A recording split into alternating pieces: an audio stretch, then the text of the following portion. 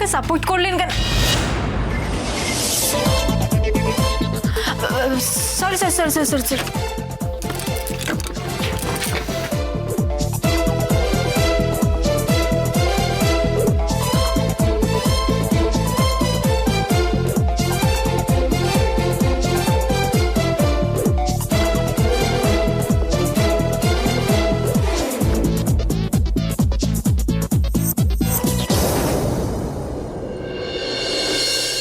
বলুন, কি বলছিলেন? আমি একটা জিনিস এখনো বুঝতে পারছি না, আপনি আমাকে বাড়িতে থাকতে দিতে রাজি হয়ে গেলেন কেন?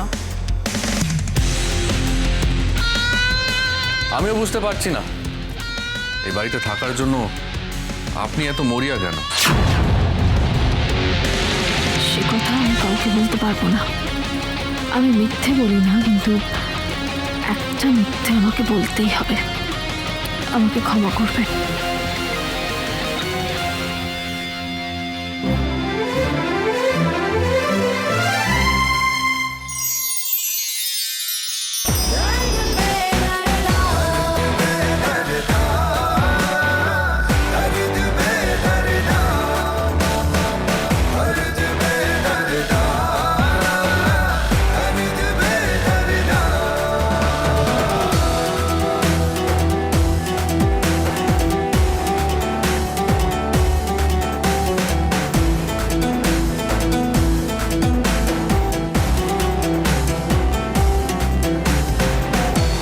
দাবুটে মেয়ে, সেখানে শুধুমাত্র আমার সাথে বিয়ে হয়ে গেছে বলে আমার রুড বিহেভিয়ার সহ্য করে আপনি এই বাড়িতে পড়ে আছেন, সেটা তো আমি মানতে পারছি না। আমার মনে হয় আপনার কোনো অন্য ইন্টেনশন আছে।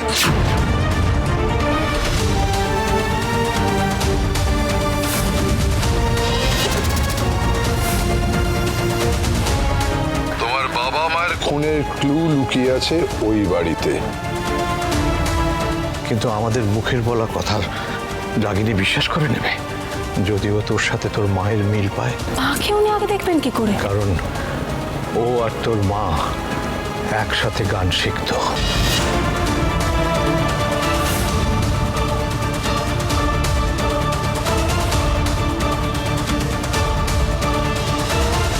আপনি আপনার প্রশ্নগুলোকে আমার উপর চাপিয়ে দিয়ে আমার প্রশ্নগুলো থেকে মুখ ফিরিয়ে নিতে পারেন না কিন্তু। আচ্ছা, আমাকে একটা কথা বলুন তো, আপনি তো সবসময় চাইতেন আমি যেন এই বাড়ি থেকে বেরিয়ে যাই, তাহলে আজ বাড়ির সবার সামনে এই কথা কেন বললেন যে আপনি আমাকে এই বাড়ি থেকে বেরোতে দেবেন না? তাই আমি রণদেব চ্যাটার্জি সরোজিনী মৈত্রকে আমার ওয়াইফ হিসেবেই আপাতত আমি আমার ঘরে রাখলাম। আপনার মাথায় কি অন্য কোনো ফন্দি ঘুরছে? কি কোন টার্ম ইউজ করলেন আপনি? ফন্দি? রিয়েলি?